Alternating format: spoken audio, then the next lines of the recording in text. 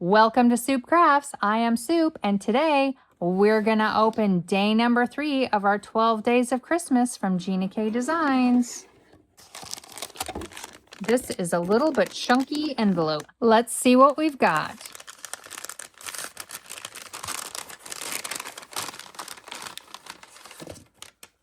Oh, we've got some Connect glue. That's exciting. And a little bottle to put it in. I love these little bottles. And some Gina K Designs sequins and embellishments. Ooh, it's so sparkly. I'm going to think about this for a little while, and when I come back, we'll make a project. Okay, we're back with a project for day 3. In addition to the items that we received from our 12 Days of Christmas, I'm also going to use this Gina K Designs stamp set called Merry and Light. This set from Gina K Designs that was my incentive after I bought the 12 Days of Christmas box, and the die set that goes along with this Merry and Bright set.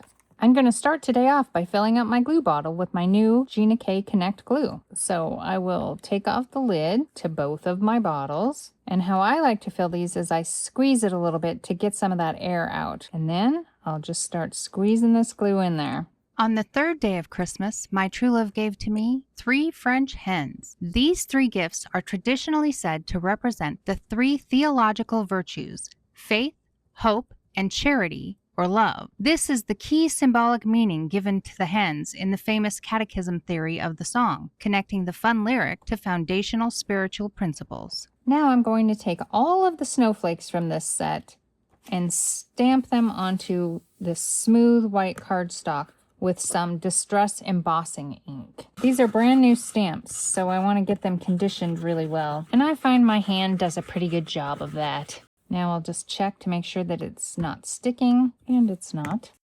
The actual 3rd day of Christmas falls on December 27th. This day honors the feast of St. John the Evangelist, who was known as the Apostle of Love. Now I'm going to cover this with clear embossing powder, and then I'll heat this up with my heat gun. Now that I've got my snowflakes all melted, well, the embossing powder, I'm going to use some chipped sapphire distress ink to color the paper around them and my fingers. Now I'll wipe them off so that that nice white can really shine through. And next I'll cut them all out with the coordinating dies. Okay, I think I'm going to take the Happy Holidays and the little snowman, and I am also going to emboss them in clear. This is a 4 by 5.25 inch panel for the front. John is truly a figure of legend. He was the only original apostle to escape martyrdom.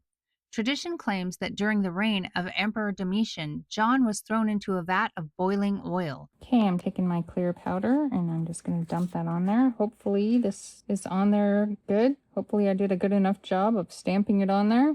Oh, it's hard to tell. That middle snowman might be weak. Guess we'll just see what happens. I'm going to restamp the snowman because I don't think that they turned out that good.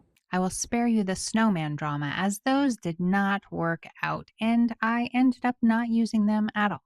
Okay, now I'm going to take some more of the chipped sapphire, and I'm just going to ink blend this on there. Miraculously, John emerged completely unharmed and refreshed, as if from a soothing bath. As this event failed to kill him, he was exiled to the island of Patmos. Now that is a fascinating part of Christian history. This does not look good. I really don't like how those snowmen turned out, so I'm going to restamp them in black, and I'll just fussy cut this out and put it over the top. Okay, that is already looking much better. As for traditions on the 3rd day of Christmas, they often revolved around St. John's life, focusing on blessing and devotion. The most memorable custom was the blessing of the wine, called St. John's wine. It was believed that drinking this blessed wine offered protection from poison and evil for the coming year. This was not a huge feasting day. It was dedicated to contemplation, and for food, families would often utilize the cold leftovers from the main Christmas Day feast. I think that maybe I'll make the hill go a little bit longer since I've gotten this far. If you're interested in seeing more of my videos, please consider subscribing so that you can always find me in your subscription list. That looks all right, you think? All right, time to fussy cut. I'm not too good at the fussy cutting, but I'm doing my best. There are a couple of theories as to why the hens are French. The simplest is that French hens were considered an expensive, desirable foreign import at the time the song was written, making them a valuable and luxurious gift. Another common theory is that the word French may have been added purely for rhythm and rhyme in the lyric, giving it no deeper meaning than a catchy descriptor for a high quality bird. Okay, now I want to add some of these snowflakes, but I think these two, I think I want to use some of these snap and slides so that those two will spin around. So I think I'll just use my regular hole punch for this. And does it need to be on the big one or can it be on the little one? I'm not sure. I'll just use the big one. Okay, so I'm just going to kind of estimate where that was at and hope that it turns out, I guess. Okay, and then these will go in here and in here. And then I'll put the little snaps on, but they're not moving. They're not moving at all. Okay, so that hole is not big enough. I'm going to pull out the circle from my Trinity Stamp slide and spin die set.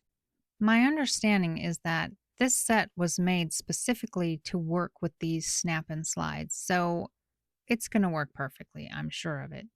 Once I get this snap and slide lined up with the hole, I'm just going to attach the two pieces together, and then I'll do the same for the other side.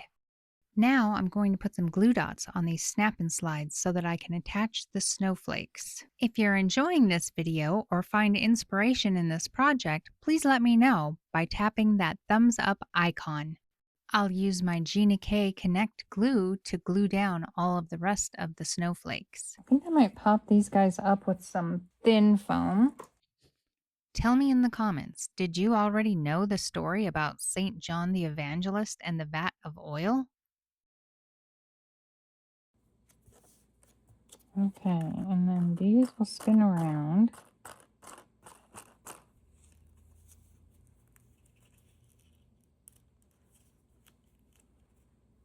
To ensure that these snap and slides move freely, I'm installing foam tape up above and below where the snap and slides are on the back of the card. Because of how high the snap and slides are sitting, I was worried that one layer of foam tape wouldn't be enough, so I decided to put a second layer on. In hindsight, I think this probably wasn't necessary because those snap and slides move around in there really freely.